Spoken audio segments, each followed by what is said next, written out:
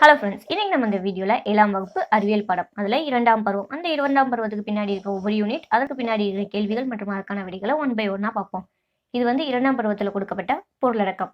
Okay, இப்போ first unit வெப்பம் மற்றும் வெப்பநிலை. அதில் ஃபர்ஸ்ட் டாபிக் வெப்பநிலையினை அளப்பதற்கான எஸ்ஐ அலகுமுறை டேஷ் கெல்வின்.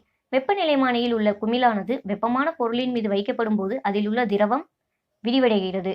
மனிதனின் சராசரி உடல் வெப்பநிலை 37 டிகிரி செல்சியஸ். ஆய்வக வெப்பநிலைமானியில் பாதரசம் பொதுவாக பயன்படுத்தப்பட காரணம் ஒரே சீராக விரிவடையக்கூடியது. கீழே உள்ளவற்றில் எந்த இணை தவறானது? உங்களுக்கு ஆப்ஷன்ஸ் கொடுத்துருக்காங்க. இல்லை தவறான இணை எது அப்படின்னா 4th ஒன் +450 +733.15. அடுத்த டாபிக் நிரப்புக. மருத்துவர்கள் டேஸ் வெப்பநிலைமானியினை பயன்படுத்தி மனிதனின் உடல் வெப்பநிலையினை அளவிடுகின்றனர். மருத்துவ வெப்பநிலைமானி. அறை வெப்பநிலையில் பாதரசம் டேஸ் நிலையில் காணப்படுகிறது. திரவ நிலையில். வெப்ப ஆற்றலானது டேஸ் பொருளில் இருந்து டேஸ் பொருளுக்கு மாறுகிறது. அதிக வெப்பநிலையில் உள்ள பொருளிலிருந்து குறைந்த வெப்பநிலையில் உள்ள பொருளுக்கு மாறுகிறது. -7 டிகிரி செல்சியஸ் வெப்பநிலையானது 0 டிகிரி செல்சியஸ் வெப்பநிலையினை விட டேஷ் குறைவு. பொதுவாக பயன்படுத்தப்படும் ஆய்வக வெப்பநிலைமானி டேஸ் வெப்பநிலைமானி ஆகும். செல்சியஸ். அடுத்த டாபிக் பொறுத்துக. மருத்துவ வெப்பநிலைமானி, அதோட ஆன்சர் உதறுதல். சாதாரண மனிதனின் உடல் வெப்பநிலை, அதோட ஆன்சர் 37 டிகிரி செல்சியஸ். வெப்பம், அதோட ஆன்சர் ஆற்றல். நீரின் கொதிநிலை, அதோட ஆன்சர் 100 டிகிரி செல்சியஸ். நீரின் உறைநிலை, அதோட ஆன்சர் 0 டிகிரி செல்சியஸ். அடுத்த யூனிட் மின்னோட்டவியல். அதில் ஃபர்ஸ்ட் டாபிக் கீழே கொடுக்கப்பட்டுள்ள மின்சுற்றில் எக்ஸ் என குறிப்பிடப்பட்டுள்ள புள்ளியை வினாடிக்கு 10 அலகுகள் கொண்ட மின்னூட்டம் கடத்தி செல்கிறது எனில் அம்மின்சுற்றில் செல்லும் மின்னோட்டத்தின் அளவு என்ன? ஸோ உங்களுக்கு ஃபிகர் படம் கொடுத்துருக்காங்க, ஆப்ஷன்ஸும் கொடுத்துருக்காங்க. இல்லை கரெக்டான ஆன்சர் 10 ஆம்பியர். கீழே கொடுக்கப்பட்டுள்ள மின்சுற்றில் எந்த சாவியை எல், எம் அல்லது என் மூடினால் மின்விளக்கு எரியும்? இல்லை கரெக்டான ஆன்சர் சாவி எல் அல்லது எம் மற்றும் என்.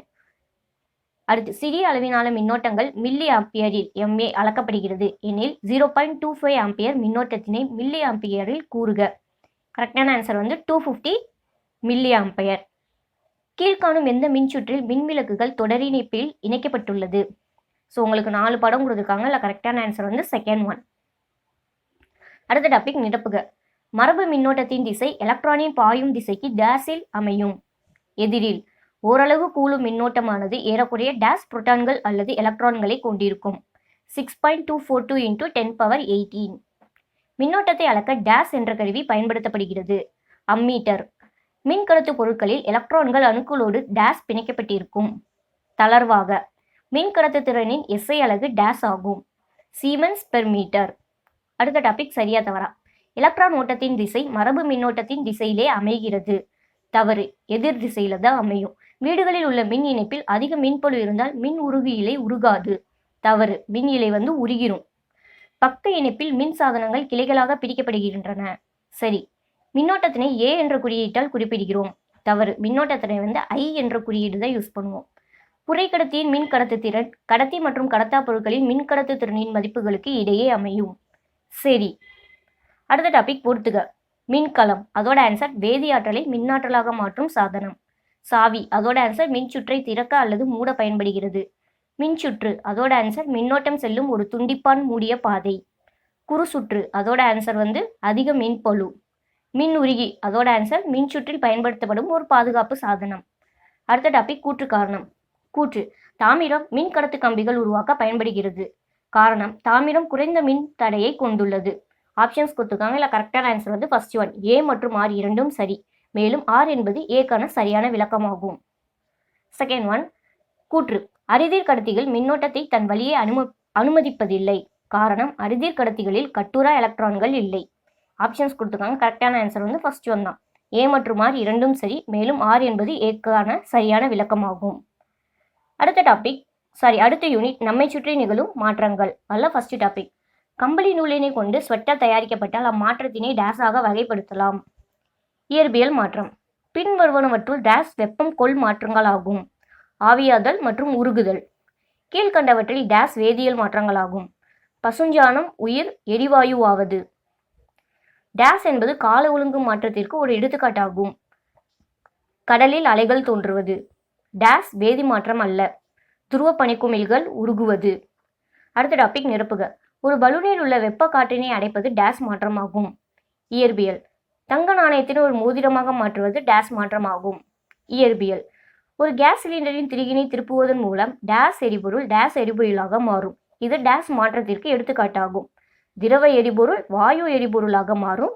இது எடுத்துக்காட்டு வேதியியல் மாற்றத்திற்கு எடுத்துக்காட்டு. உணவு கெட்டுப்போதல் என்பது டேஸ் மாற்றமாகும். வேதியியல். சுவாசம் என்பது டேஸ் மாற்றமாகும். வேதியியல். அடுத்த டாபிக் சரியா தவறா. ஒரு துணியினை வெட்டுதல் என்பது கால ஒழுங்கு மாற்றத்திற்கு ஒரு எடுத்துக்காட்டாகும். தவறு. ஒரு கோலை நீரினை எடுத்து அதனை குளிர்சாத பெட்டியின் அதிகுளிர் பகுதியில் வைத்து குளிர்விப்பது ஒரு வேதியியல் மாற்றமாகும். தவறு. ஒரு அவரை தாவரம் சூரிய ஒளியினை பெற்று அவரை விதைகளாக மாறுவது ஒரு இயற்பியல் மற்றும் கால ஒழுங்கற்ற மாற்றமாகும். தவறு. ஒரு பொருளின் வேதியியல் பண்புகள் மாறாமல் இருந்து அதன் நிலை அல்லது வடிவம் மாறுபட்டிருந்தால் அது கால ஒழுங்கு மாற்றமாகும். தவறு. வெள்ளி நகையின் நிறம் மங்குதல் என்ற நிகழ்வு வெப்ப ஏற்பு மாற்றமாகும். தவறு. அடுத்த டாபிக் பொறுத்துக. உருகுதல். அதோட 2 காலம் உங்களுக்கு மேட்ச் பண்ண சொல்லியிருக்காங்க. ஸோ ஃபர்ஸ்ட் உருகுதல், அதோட ஆன்சர் திண்ம நிலையிலிருந்து திரவ நிலைக்கு மாறுதல். இந்த காலத்தில் ஆன்சர் பனிக்கட்டி நீராதல். அடுத்து குளிர்வித்தல், அதோட ஆன்சர் வாயு நிலையிலிருந்து திரவ நிலைக்கு மாறுதல். அதோட ஆன்சர் இந்த பக்கம் நீராவி நீர்த்துளிகள் ஆவது. ஆவியாதல், அதோட ஆன்சர் திரவ நிலையிலிருந்து வாயு நிலைக்கு மாறுதல். இந்த காலம்ல நீரில் இருந்து நீராவி. உறைதல், அதோட ஆன்சர் திரவம் நிலையில் இருந்து திண்ம நிலைக்கு மாறுதல். இந்த காலம்ல பனிக்கட்டி உருவாவது. கால ஒழுங்கு மாற்றம், அதோட ஆன்சர் ஒழுங்கான கால இடைவெளியில் நடைபெறுவது. இந்த காலம்ல கடிகார முள் துடிப்பது. கால ஒழுங்கற்ற மாற்றம், அதோட ஆன்சர் ஒழுங்கற்ற கால இடைவெளியில் நடைபெறுவது. இந்த காலம்ல பூக்கள் சேகரித்தல். அடுத்த டாபிக் வலியுறுத்தல் காரணம் வகை வினா. கூற்று. பட்டாசு வெடித்தல் ஒரு இயற்பியல் மாற்றம். காரணம். இயற்பியல் மாற்றம் ஒரு மீள் மாற்றம் ஆகும். ஆப்ஷன்ஸ் கொடுத்துருக்காங்க. கரெக்டான ஆன்சர் 4th ஒன். கூற்று தவறு, ஆனால் காரணம் சரி. அடுத்து கூற்று. திரவ நிலை நீர் வெப்பப்படுத்துவதால் அதன் வாயு நிலைக்கு மாறுவது கொதித்தல் எனப்படும். காரணம். நீராவி குளிர்வடைந்து நீராக மாறுவது குளிர்வித்தல் எனப்படும். ஆப்ஷன்ஸ் கொடுத்துருக்காங்க. கரெக்டான ஆன்சர் ஃபர்ஸ்ட் ஒன். கூற்று மற்றும் காரணம் சரி, மேலும் காரணம் கூற்றுக்கான சரியான விளக்கமாகும். அடுத்து கூற்று. மரக்கட்டையை எரித்து கரியாக்குதல் ஒரு இயற்பியல் மாற்றமாகும். காரணம். ஒரு மரக்கட்டை துண்டினை எரிப்பதால் கிடைக்கும் விளைபொருள்களை எளிதாக மீண்டும் மரக்கட்டையாக மாற்ற முடியும். இல்ல கரெக்டான ஆன்சர் கூற்று தவறு, ஆனால் காரணம் சரி. அடுத்து கூற்று. இரும்பிலிருந்து இரும்பு ஆக்சைடு உருவாவது ஒரு வேதியியல் மாற்றமாகும். காரணம். இரும்பிலிருந்து துரு உருவாக அது காற்று மற்றும் நீருடன் வினைப்பட வேண்டும். ஆப்ஷன்ஸ் கொடுத்துருக்காங்க. கரெக்டான ஆன்சர் ஃபர்ஸ்ட் ஒன். கூற்று மற்றும் காரணம் சரி, மேலும் காரணம் கூற்றுக்கான சரியான விளக்கமாகும். அடுத்து கூற்று. ஒரு துளி பெட்ரோலினை விரலால் தொட்டால் குளிர்ச்சியான உணர்வு ஏற்படுகிறது. காரணம். மேற்கூறிய நிகழ்வு வெப்பம் கொள் மாற்றமாகும். ஆப்ஷன்ஸ் கொடுத்துருக்காங்க. கரெக்டான ஆன்சர் ஃபர்ஸ்ட் ஒன். கூற்று மற்றும் காரணம் சரி, மேலும் காரணம் கூற்றுக்கான சரியான விளக்கமாகும். அடுத்த யூனிட் செல் உயிரியல். அதில் ஃபர்ஸ்ட் டாபிக். உயிரினங்களின் அடிப்படையாக உள்ளது. செல். நான் ஒரு விலங்கு செல்லின் வெளிப்புற அடுக்கு. நான் யார்? செல் சவ்வு. செல்லின் மூளையாக செயல்படும் செல்லின் பாகம் எது? உட்கரு. டேஸ் செல் பகுப்பிற்கு உதவுகிறது. சென்ட்ரியோல். செல்லின் பல்வேறு உறுப்புகளுக்கு பொருத்தமான அறிவியல் சொல் டேஸ். செல் நுண்ணுறுப்பு. அடுத்த டாபிக் நிரப்புக. செல்லில் உள்ள ஜெல்லி போன்ற பொருள் டேஸ் என்று அழைக்கப்படுகிறது. சைட்டோசால். நான் தாவரத்தில் சூரிய ஆற்றலை உணவாக மாற்றுவேன். நான் யார்? பசுங்கணிகம். முதிர்ந்த இரத்த சிவப்பு செல்லில் டேஸ் இல்லை. உட்கரு. ஒரு செல் உயிரினங்களை டேஸ் மூலமே காண இயலும். நுண்ணோக்கி. சைட்டோபிளாசம் பிளஸ் உட்கரு ஈக்குவல் டு டேஷ். புரோட்டோபிளாசம்.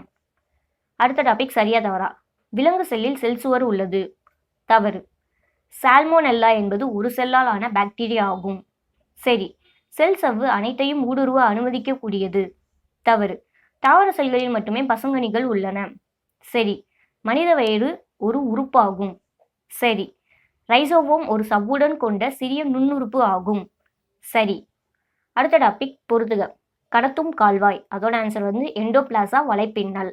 தற்கொலை பை, அதோட ஆன்சர் லைசோசோம். கட்டுப்பாட்டு அறை, அதோட ஆன்சர் உட்கரு.